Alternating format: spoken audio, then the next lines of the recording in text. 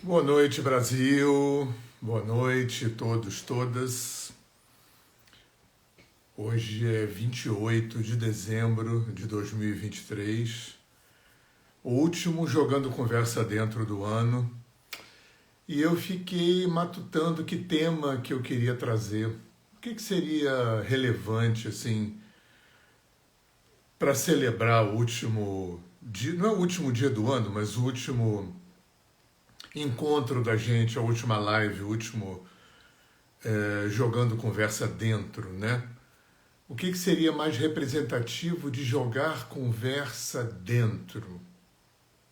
Eu tenho trazido temas terapêuticos, porque eu sou terapeuta, né? Temas para instigar reflexão, sempre dentro daquela brincadeira séria, né? Que eu começo sempre com aquela frase de Buda: não acredito em nada que eu falar, porque eu vou estar falando, como eu falo de brincadeira, jogando titicas de luz no ventilador.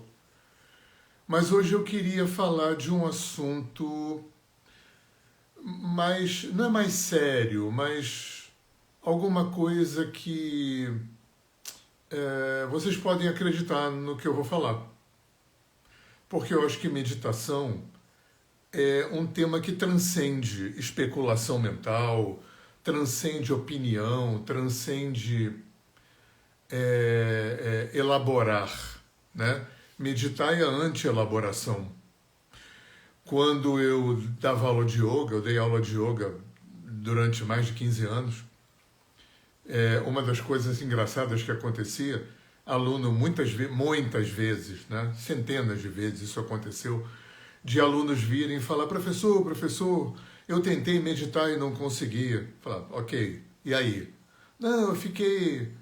Foi terrível ficar tentando parar de pensar. Eu falei: e o que rolou? Ah, fiquei com dor de cabeça, ou fiquei irritado.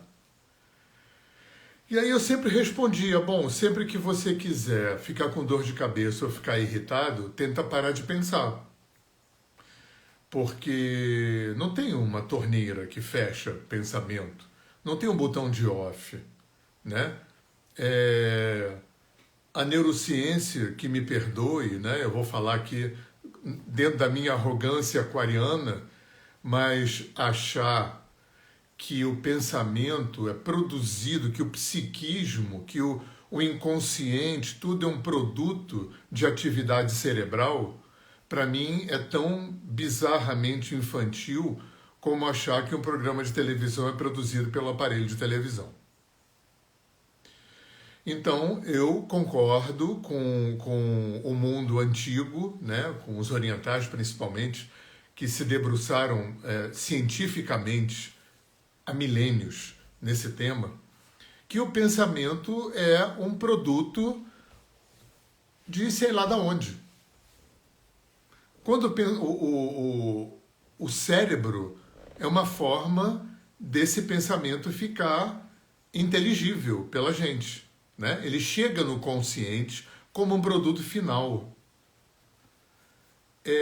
que começa, sabe-se lá onde, né? As fronteiras do inconsciente, né? Freud dizia que os inconscientes se comunicam, Jung falou de inconsciente coletivo, os orientais falam de registro acástico.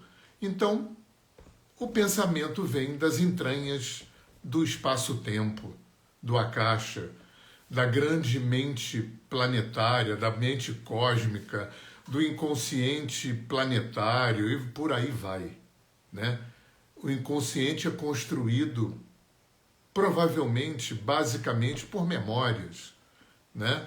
Memórias que vêm de tudo que aconteceu nessa vida desde da minha concepção na barriga da minha mãe, somado com todas as vidas passadas que eu vivi, que eu encarnei, sei lá aonde, né? Desde que eu era a ameba primordial, com também material, conteúdos, memórias que vêm dos meus ancestrais, desde a ameba primordial, de Adão e Eva, sei lá, né? Da onde? De ancestrais alienígenas, sei lá da onde. da interação extremamente complexa e inimaginável que eu faço com esse inconsciente coletivo.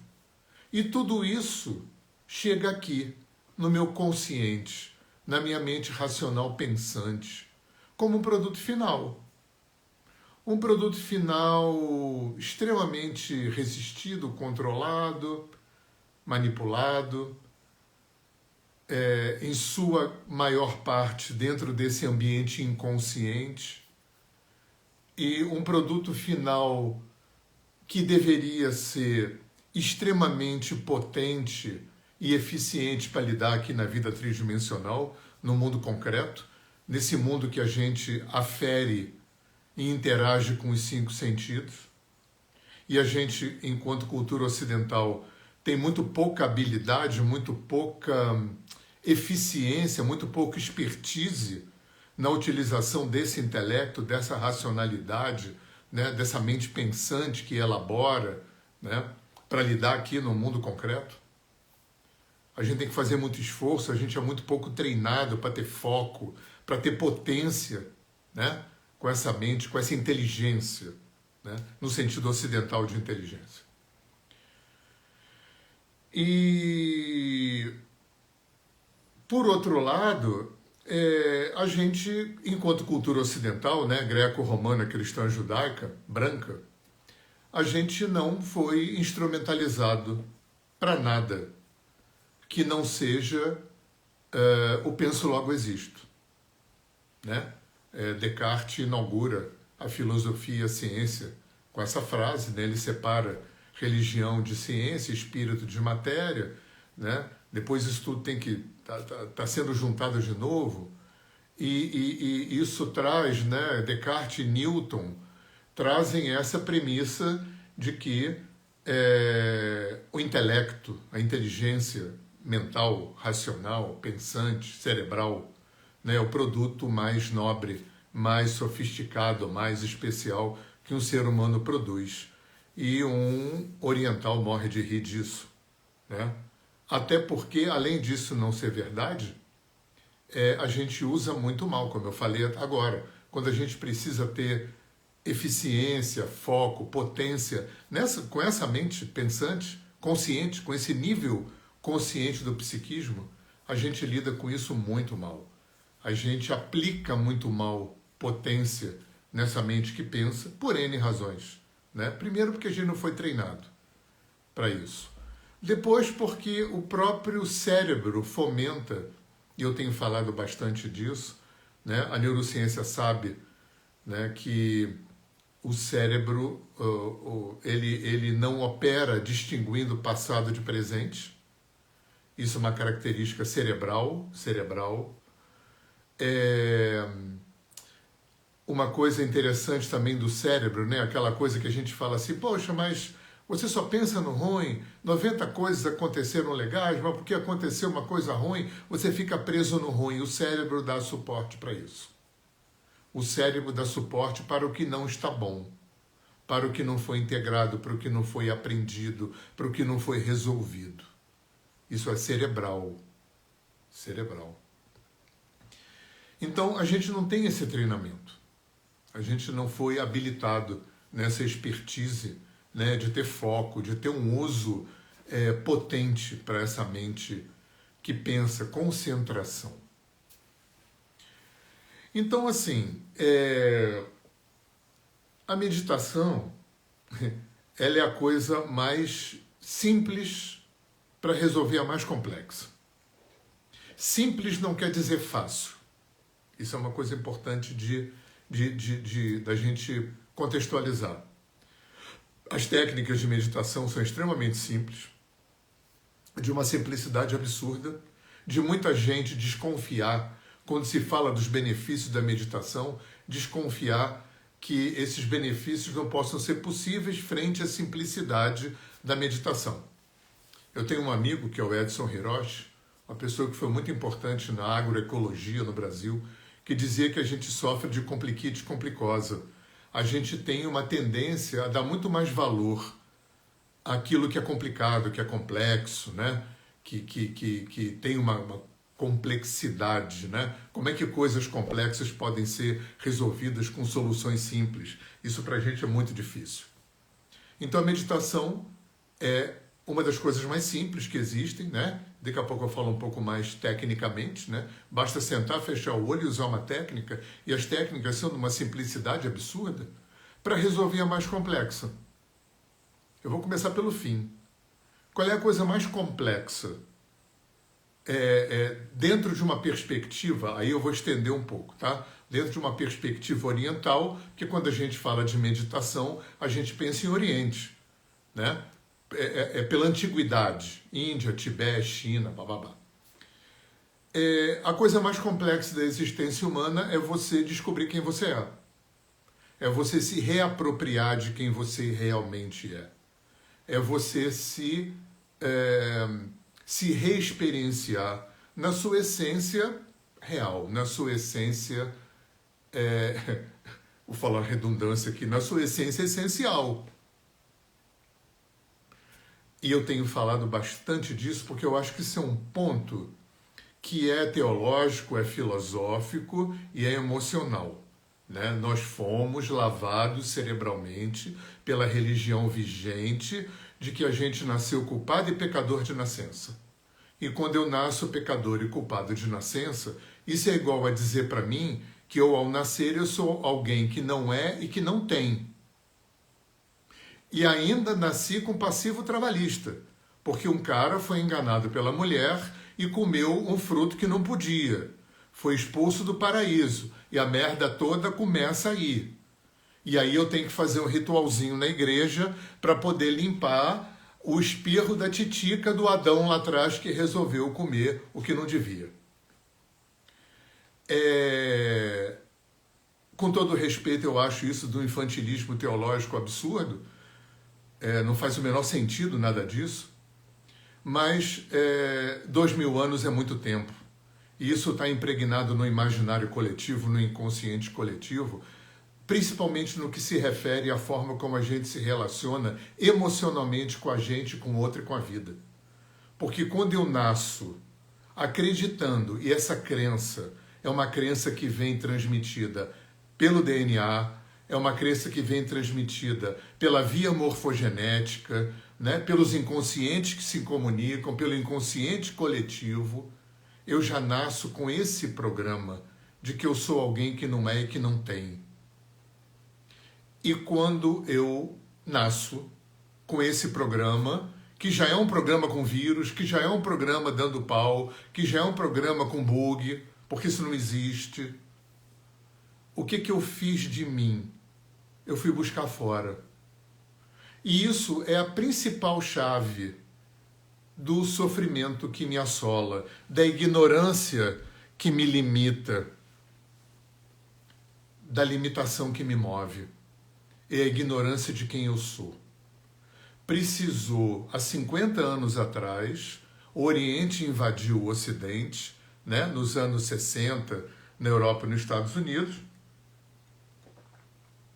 nos anos 70 no Brasil, né, China, Índia, Japão, Tibete, com yoga, meditação, acupuntura, budismo, macrobiótica, shiatsu, meditação, e dizer pra gente, né, que tipo, e eu não sou pecador e culpado de nascença. Eu não nasci sem ser e sem ter. Eu nasci ignorante de quem eu sou.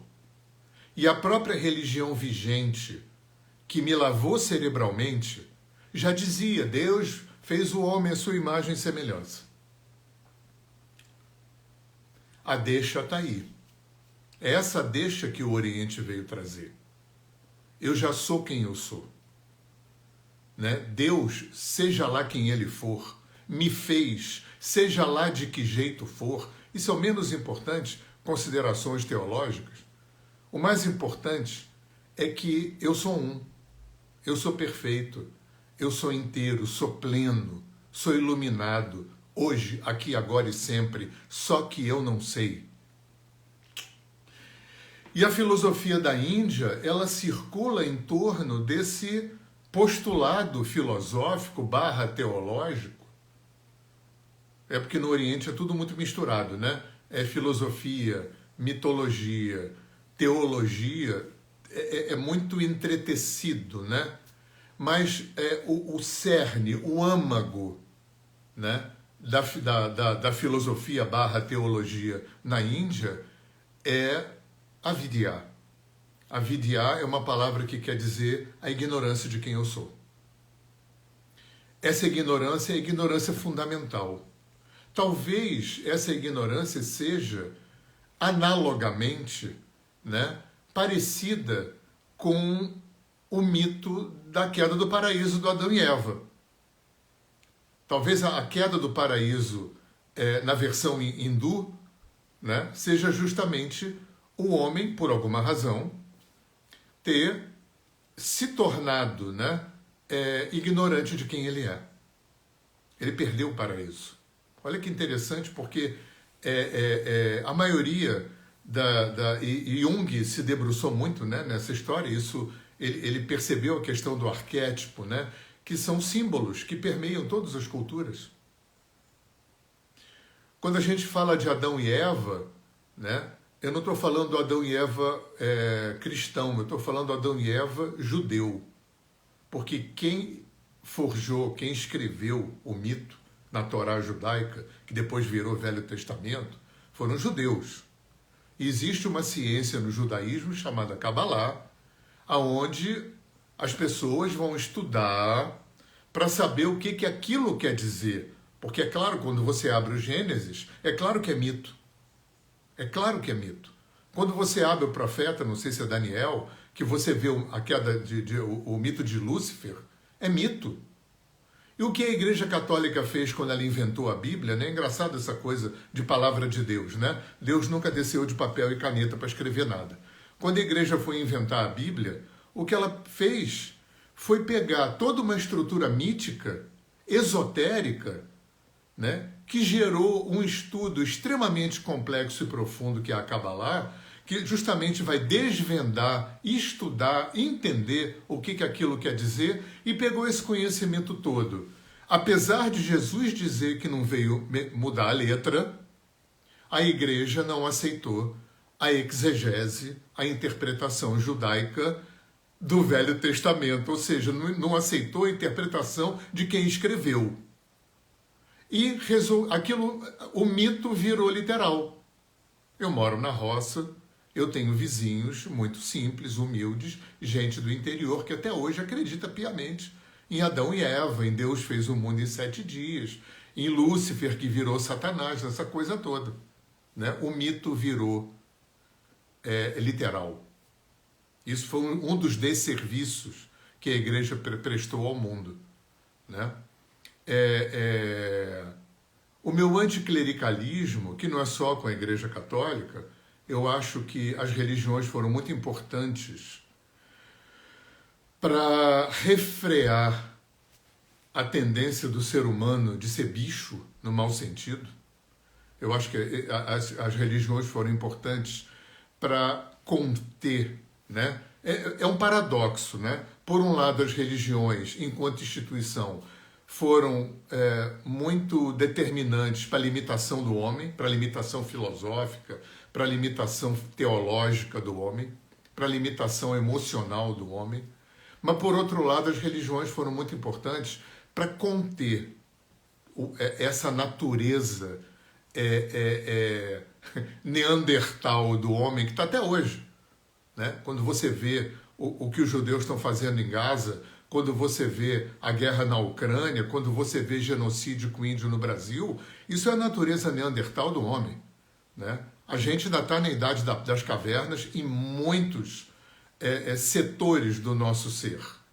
E as religiões foram muito importantes para conter, né? Para dar uma contida nessa natureza. Apesar de que muitas religiões foram genocidas, muitas religiões, né, até hoje acobertam a pedofilia, muitas religiões foram omissas e coniventes com escravidão, com genocídios de povos, né, com genocídios de outras religiões, apesar o ser humano é de uma incoerência gigante. Né? As religiões foram importantes para que isso não fosse pior do que foi. Agora, voltando para aquela história do Velho Testamento, voltando lá para o começo, né, porque eu acho que tem esse postulado, esse conceito que é muito pernicioso e que envenenou o nosso desenvolvimento, principalmente emocional, que é o fato de que a gente, ao nascer, já nasce com essa programação de que algo nos falta, de que nós somos faltosos. Até a psicanálise acredita nisso. Coisa que, para um oriental, a única coisa que nos falta é a consciência de quem a gente é. A única coisa que nos falta. Avidya, que é essa palavra em sânscrito, que se refere a essa ignorância primordial, dentro da cultura hindu, da psicologia da Índia, do yoga, da Vedanta, todas as doenças que acometem o homem, todas, físicas, mentais, emocionais, energéticas, espirituais, elas se originam, direta ou indiretamente, dessa doença primordial que é a ignorância de quem eu sou. E aí, a meditação. A meditação, ela foi bolada. Olha que coisa interessante. A meditação foi bolada para ser uma ferramenta de limpeza do inconsciente, que é justamente essa dimensão inconsciente que guarda as raízes das minhas dores, das minhas limitações, que guarda as minhas memórias mais atávicas, mais profundas, memórias que vêm dessa vida, que vêm de vidas passadas, que vêm da minha ancestralidade, que vêm do inconsciente coletivo. O inconsciente é essa interface que separa quem eu sou de como eu estou. Então tem um Hernani que está humano, ignorante de quem ele é, né? Imerso nesse jogo binário que é a existência de prazer e dor, de yin e de yang, morrendo, nascendo, morrendo, nascendo. E tem o Hernani que é o mesmo de todos, que é o um. E esse um, que é toda a existência, que é o único espírito, a única alma, o único inconsciente, a única mente que existe, porque nada disso se fraciona. Qualquer cisão é ilusória. Esse um que mora dentro de cada partícula subatômica, de cada bóson, meson da existência, trabalha para que esse inconsciente venha para a consciência. Trabalha para que esse um seja experienciado por toda a existência. Por toda a existência. Em toda a criação. Então, esse um trabalha para que o Hernani que é, trabalha para o Hernani que está poder se reapropriar do Hernani que é. Poder se reexperienciar no Hernani que é. Trocentas técnicas vêm sendo criadas, porque essa percepção é muito antiga, tanto no mundo oriental, quanto no mundo indígena, quanto no mundo africano. E esses mundos todos, né, e muito mais outros, né, os aborígenes da Oceania, os havaianos, os povos do leste europeu e por aí afora, né, essa percepção de que existe uma dimensão inconsciente gigante e de que eu já sou, só que não sei. E isso cria uma cisão interna entre quem eu sou e como eu estou. Então, se quem cria, quem fomenta, quem mantém essa cisão é um inconsciente, uma dimensão inconsciente, conectada com os outros inconscientes, atulhada de memórias, atulhada de pendências, porque o que me mantém na ignorância é pendência. O que mantém a roda do samsara rodando é pendência. O que é pendência? É tudo aquilo que o meu eu superior, Deus, como você quiser chamar, o Hernani que é, o um, que conhece o Hernani que está. O um em você conhece todas as tuas vidas passadas, conhece todo o teu inconsciente, conhece todos os teus ancestrais. E esse um é quem cocria, é quem atrai, é quem produz no teu campo o tempo todo experiências evolutivas para que você se reexperiencie como um. Para que você limpe esse inconsciente, para que esse material inconsciente venha para fora, venha para a consciência. Isso acontece de trocentos jeitos. Eu falei isso nas lives passadas, né? Se relacionar é a forma mais eficiente, mais direta, né? Porque todo mundo faz. O tempo todo a gente se relaciona. Então essa talvez seja a forma mais potente, principalmente para o ocidental, né? Para material inconsciente vir para fora, se relacionar. O jogo dos espelhos, a ressonância, a sincronicidade. Dá uma olhada nas lives passadas. Meditar é outra forma. Meditar foi bolado para ser uma prática para a vida toda, para começar, para a vida toda. Para um oriental, assim como diariamente, você dorme, acorda, faz xixi, cocô, come 3 vezes por dia, trabalha, estuda, transa, aprende, tem lazer, né? Você também para 1 ou 2 vezes por dia para meditar. Tá na rotina? Tá na rotina. Porque todas essas coisas que eu falei antes de meditar são coisas externas. São coisas físicas, mentais, emocionais. Agora, meditar, apesar de ter benefícios, eu vou falar um pouco disso, benefícios físicos, mentais, emocionais, claro. A função mais importante da meditação, principalmente quando ela é feita diariamente, porque a meditação é uma forma homeopática de limpar o inconsciente. A meditação produz, ao longo do tempo, um acesso a esse mundo inconsciente. Quando eu falo inconsciente aqui, eu repito isso tantas vezes, não estou falando do inconsciente freudiano, eu estou falando de tudo que não é consciente. Então a meditação é como uma broca homeopática que vai furando controle, essa carapaça de controle e resistência que a gente vai colocando, né? O inconsciente ele é protegido do consciente por uma carapaça de controle e resistência, defesa. E a meditação vai homeopaticamente furando, homeopaticamente liberando o material inconsciente, homeopaticamente. Por isso que meditação foi bolado para fazer 1, 2 vezes por dia a vida toda. Na Índia, uma criança, depende das escolas, né? Mas em geral o mais comum é que quando uma criança chegue na puberdade, até a puberdade não se mexe com nada disso, com psiquismo, com energia, com nada. Quando chega na puberdade, claro, tem meditações lúdicas para criança, tal, mas meditação mesmo se faz depois da puberdade, quando o sistema endócrino, o sistema nervoso endócrino está formado, está terminado, né? Basicamente formado e terminado, né?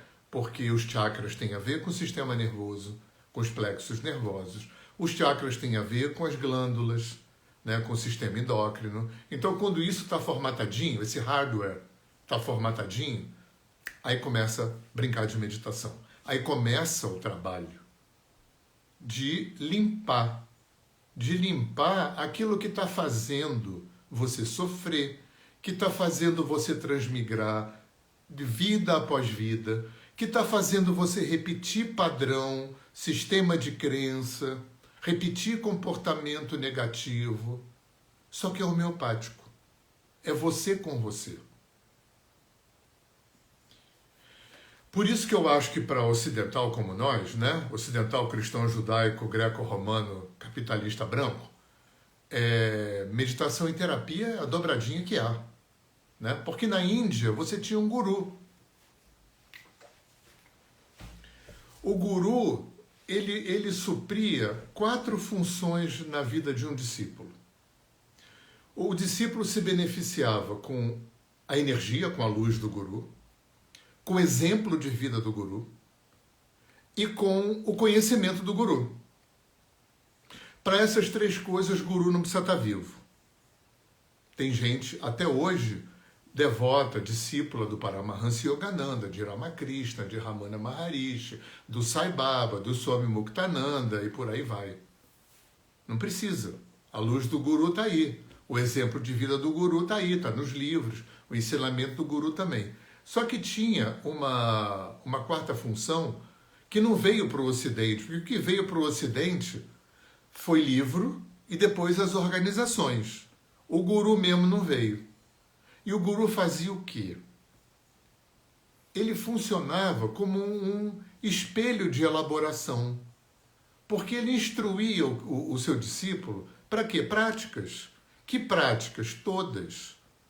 Porque no Oriente se entende que o ser humano é um ser integral, que é um ser completo, que é um ser físico, mental, emocional, energético, espiritual. Então, o guru, sabendo que a raiz dos sofrimentos está no inconsciente, que o fomentador das reencarnações está no inconsciente, que o fomentador das limitações e ignorâncias está no inconsciente, ele instrumentalizava o discípulo com práticas que iam trabalhar essas dimensões todas. Tanto que vocês veem que tem vários yogas. Né? Você tem Hatha Yoga para trabalhar o físico e o energético, você tem Bhakti Yoga que trabalha o emocional, você tem Karma Yoga que trabalha o agir, você tem Jnana Yoga que trabalha inteligência, mente, intelecto, né? Elaboração, memória, e você tem Raja Yoga que trabalha meditação. E normalmente um discípulo era orientado por um mestre para ter práticas em todas essas áreas, para atender todas as dimensões. Para no frigir dos ovos acontecer o quê? Poder emergir material inconsciente. Isso na Índia chama samskaras. Samskaras são tendências. Não são tendências, são imprints, são impressões. É o software que é impresso, que gera duas coisas. Gera tendência, que chama vasana, e gera vritti, que é pensamento. Essa turbulência que a gente tem aqui, né, que não é aqui, é no corpo inteiro, mas né, a gente sente aqui, né, esse salto das 7 quedas constante que tem aqui na cabeça fervilhante, isso e as tendências, né, comportamento, personalidade, caráter, tudo isso é forjado basicamente, por quê? Por sanskaras, que são as impressões. Trauma, né, medo, tristeza, raiva, angústia, ansiedade, né, como é que esses imprints funcionam no inconsciente.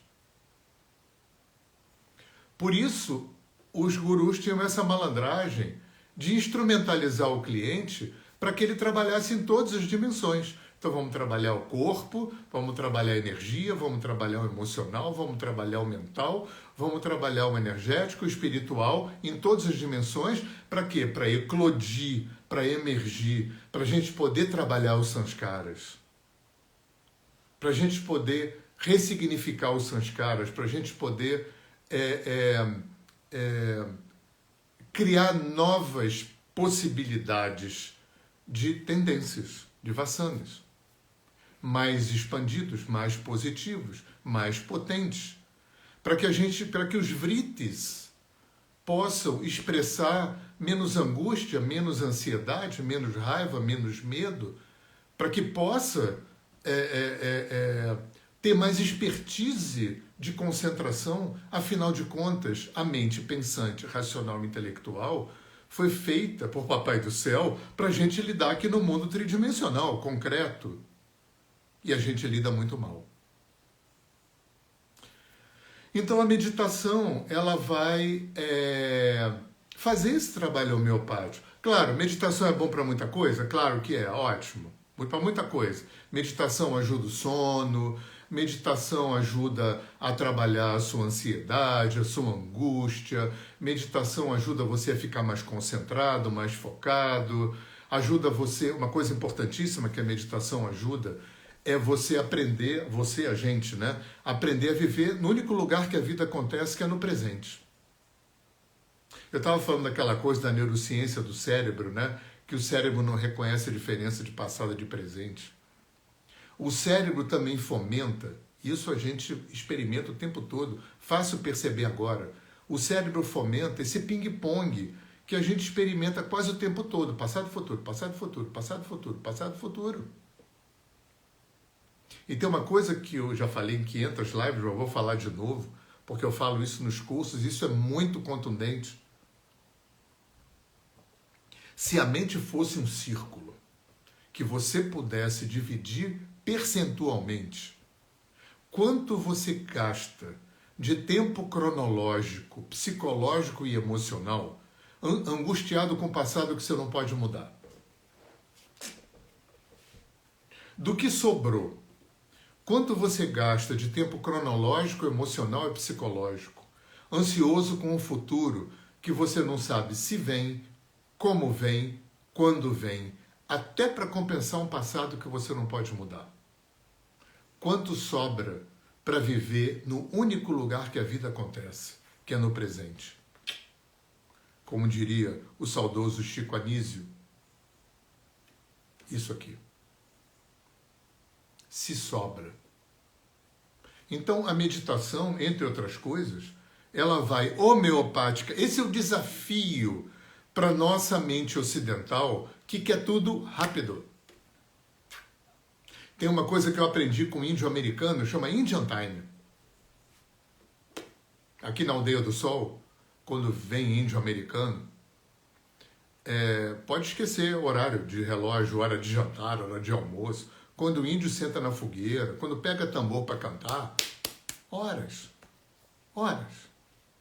Porque não tem essa ansiedade, essa volúpia do resultado rápido. Não está errado. É que a gente quer parar de sofrer rápido.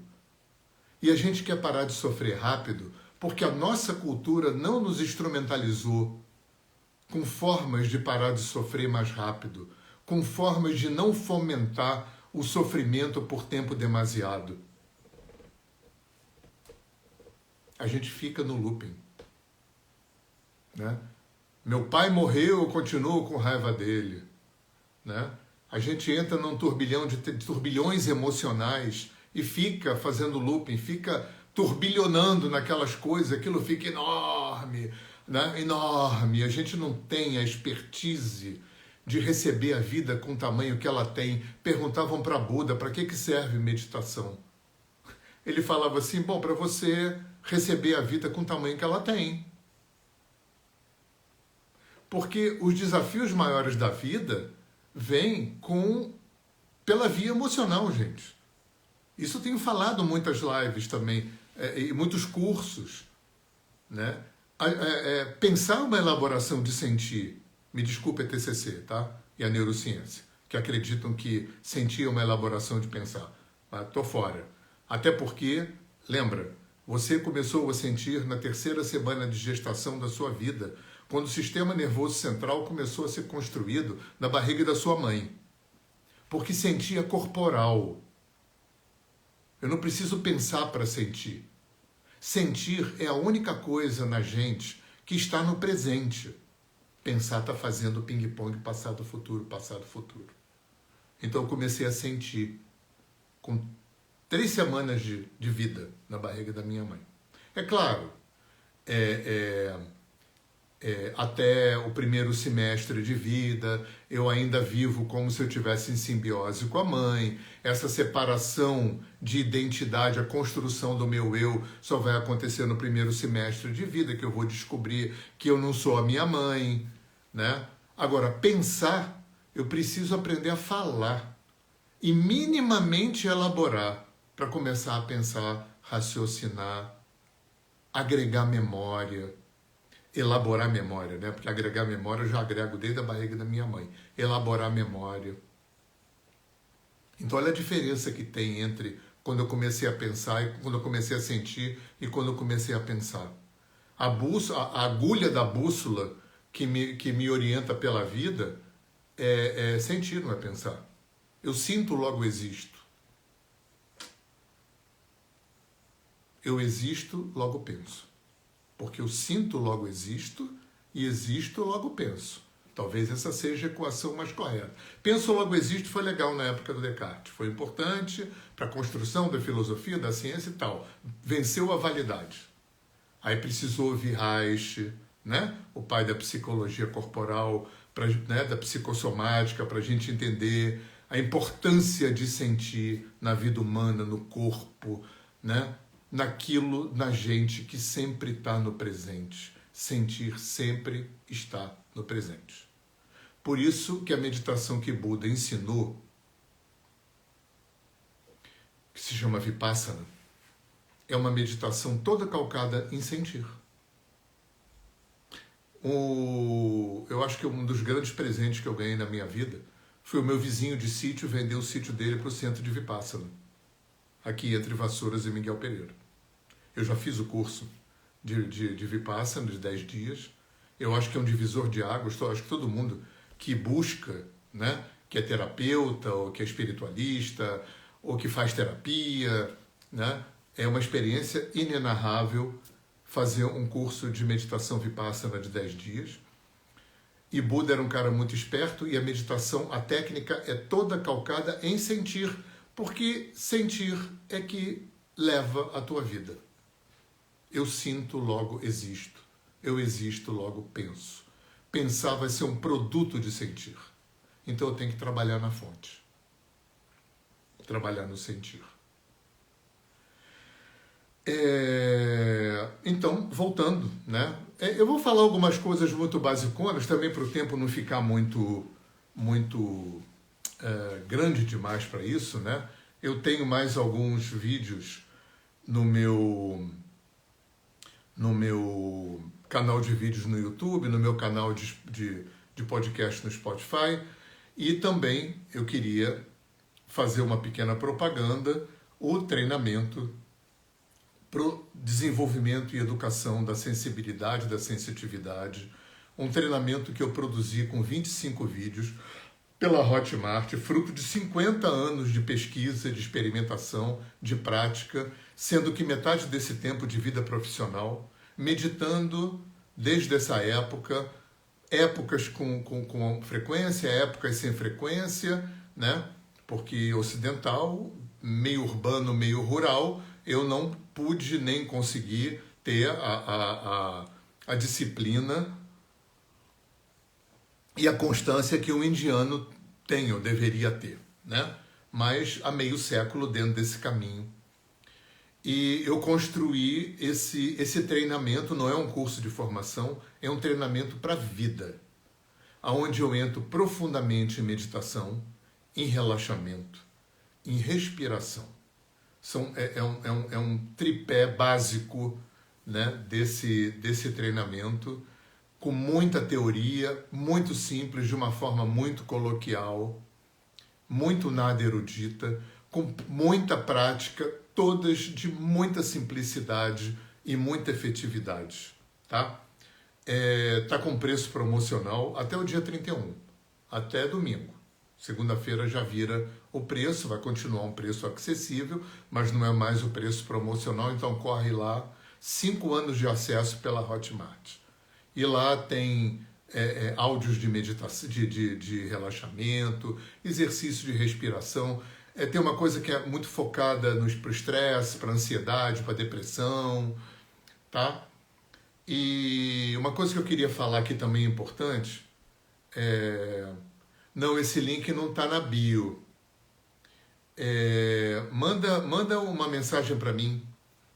Manda uma mensagem para mim, ou por WhatsApp, ou... Vai estar na bio. Vai estar na bio a partir do Carnaval, porque por enquanto a gente está trabalhando o curso do Carnaval de Alinhamento Energético. Tá? Dia 31 também acaba o desconto. Quem se interessar, 9 dias em Pati do Alferes, no Monte Caruná.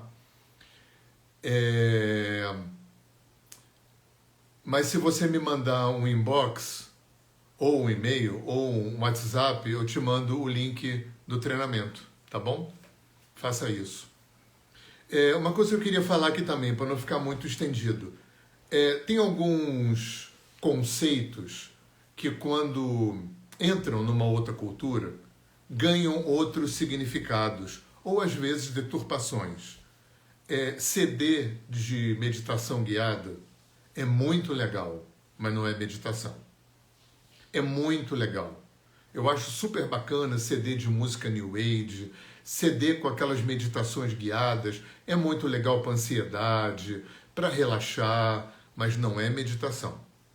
Meditação é sentado, meditação é de olho fechado, meditação é em silêncio, e meditação é uma técnica qualquer que você use para convergir o seu pensamento. Não existe, a gente vai deixar de pensar, o pensamento vai apagar, o pensamento vai desaparecer, às portas do nirvana. E isso vai demorar.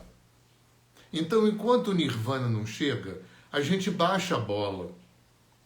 Então, a gente usa uma técnica. Eu vou ensinar uma técnica basicona do basicão para vocês aqui, para ninguém sair, né, sem um presentinho de fim de ano.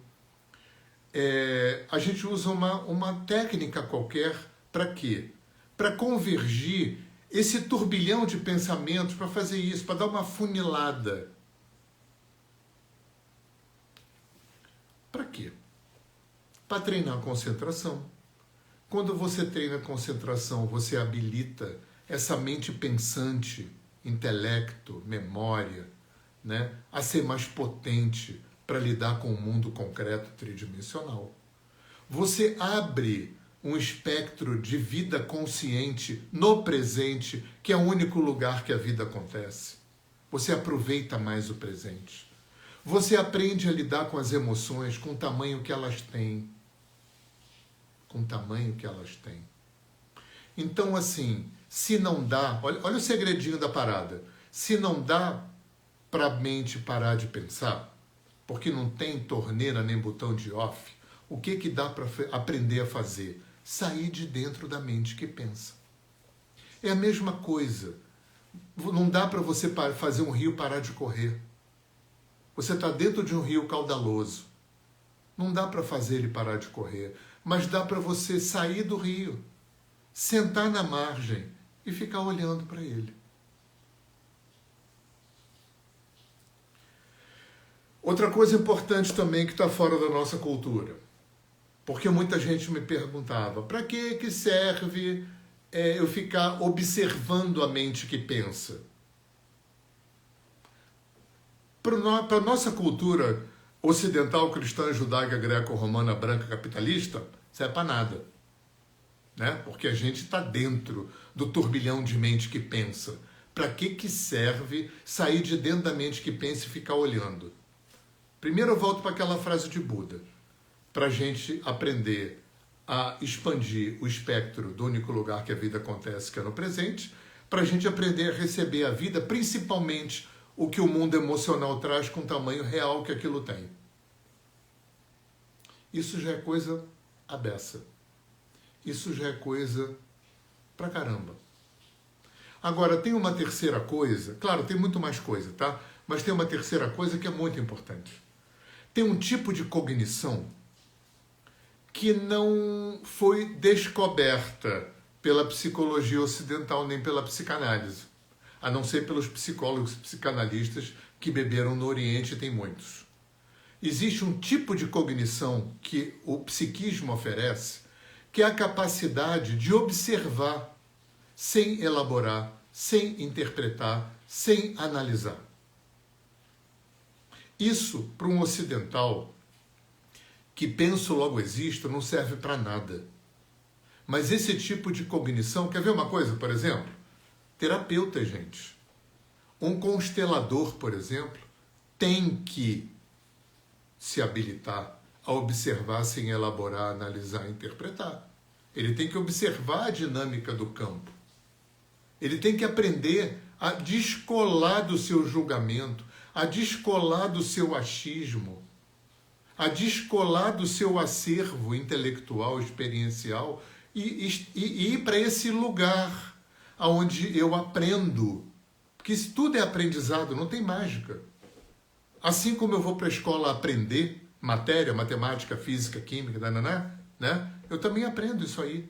Eu aprendo, né? Quando eu vou para a escola, eu aprendo a habilitar o meu cérebro, desenvolvo sinapses, vias neurais, né? Para aprender a operacionalizar minha memória, ter boa memória, para guardar informação, ter conhecimento, elaborar rapidamente.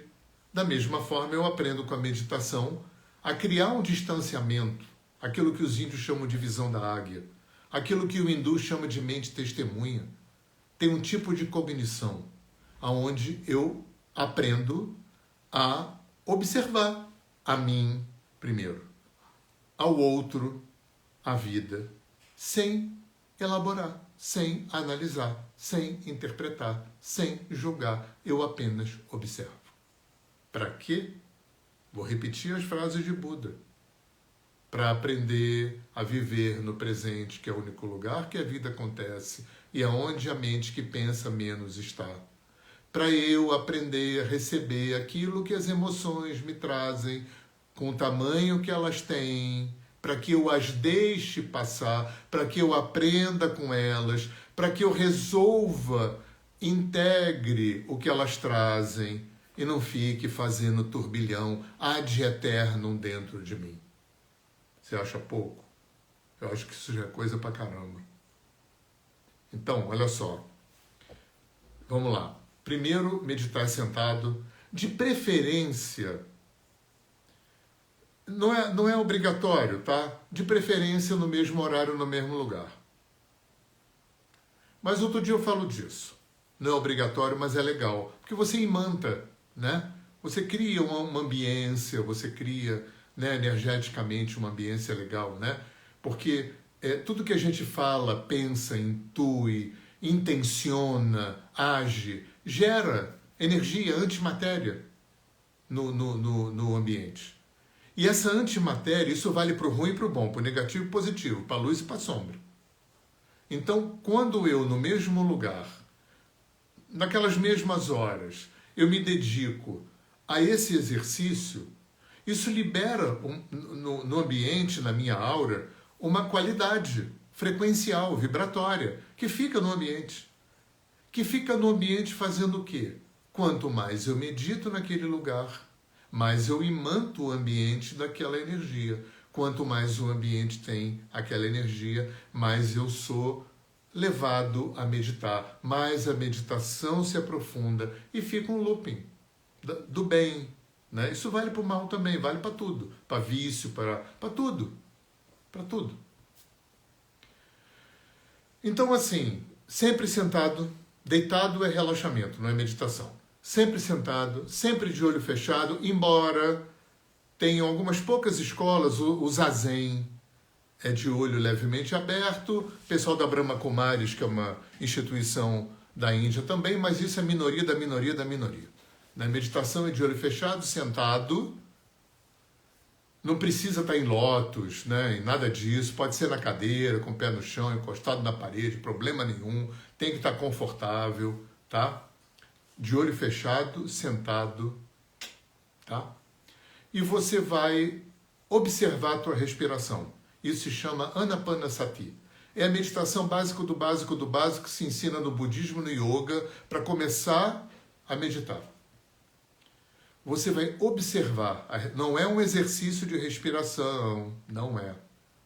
Você não vai estar ativo na respiração, você vai estar passivo, como se você estivesse assistindo de fora o seu corpo respirando sem a tua interferência. O que você vai perceber? Você vai procurar não controlar, não induzir, apenas observar. O que? A sensação do ar quando entra faz uma cosquinha aqui dentro. O ar quando sai faz uma cosquinha aqui. É essa sensação que você vai perceber. A sensação do ar entrando na narina e a sensação do ar saindo. Duas coisas importantes. 3. Primeiro é não controlar isso, né? Isso é passivo, não é ativo. Segundo, o mais importante de qualquer meditação existente. Distraiu, voltou. Distraiu, voltou. Distraiu, isso é o mais importante. Seja com mantra, vipassana, qualquer meditação. Né? Percebeu que distraiu, vai acontecer trocentas vezes. Não, por favor, não se irrite com a sua mente. Trata a sua mente como você trataria uma criancinha hiperativa. Você não vai bater nela, não vai gritar com ela, você vai ter paciência. Porque a sua mente é uma criancinha hiperativa, a nossa mente. Distraiu, volta. E estou pensando na minha tia. Sabe por quê?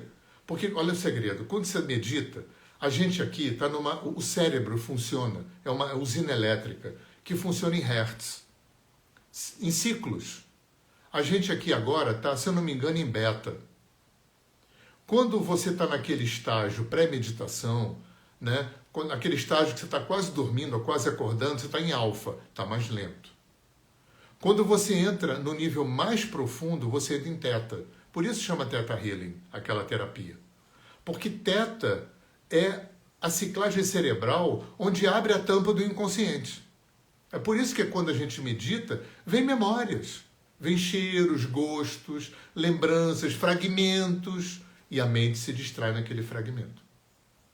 E a gente volta, ops, me distraí, opa, volta, para quê? Para observar o ar entrando e saindo. Aí distraiu, está lá pensando no show do Paul McCartney, volta. O lance é não ceder à tentação de ficar no show do Paul McCartney, na casa da tua tia, no que você comeu de manhã. Percebeu que distraiu, volta. Volta. Agora, tem um truquezinho seguinte. Se a mente tiver muito a mil, quando você perceber que a respiração inspirou, lembra, você não está controlando, é passivo. Você está observando o seu corpo respirar sem a sua interferência. Isso é muito importante, esse conceito. Quando você perceber que o nariz inspirou, você fala mentalmente, inspirando. Quando você perceber que o nariz expirou, você fala mentalmente, expirando. Quando a mente acalmar, você larga o inspirando e o expirando e fica só na sensação. Tem outra coisa também que você pode utilizar, em vez do inspirando e do expirando, que é o som da respiração. O maior mantra, o melhor mantra que existe é o som da sua respiração. Então você pode... O básico é a observação da sensação. Olha como o Buda era corporal. Agora, se a mente estiver muito agitada, você pode ir no inspirando e expirando, ou melhor ainda, no som da respiração. Quando a mente acalmar, você larga o som e fica só na sensação. Distraiu, voltou. Distraiu, voltou. Distraiu, voltou. Isso chama Anapanasati. Observação da sensação do ar entrando e saindo pelas suas narinas. Tá bom, gente? É um assunto muito longo, dão congressos, tem abundante literatura, mas eu quis, compartilhar com vocês um pouco, porque eu achei importante como última papo do nosso ano. Na quinta-feira que vem já será dia 4 de janeiro, a gente vai continuar tendo um Jogando Papo Dentro, com papo terapêutico, tá? E lembra, domingo termina a promoção do treinamento. O treinamento está sensacional, vendendo pra caramba. Tem 5 anos de acesso pela Hotmart, tá? Você, comprando o curso, o treinamento, você tem desconto nos meus cursos. Isso, Lucas, vai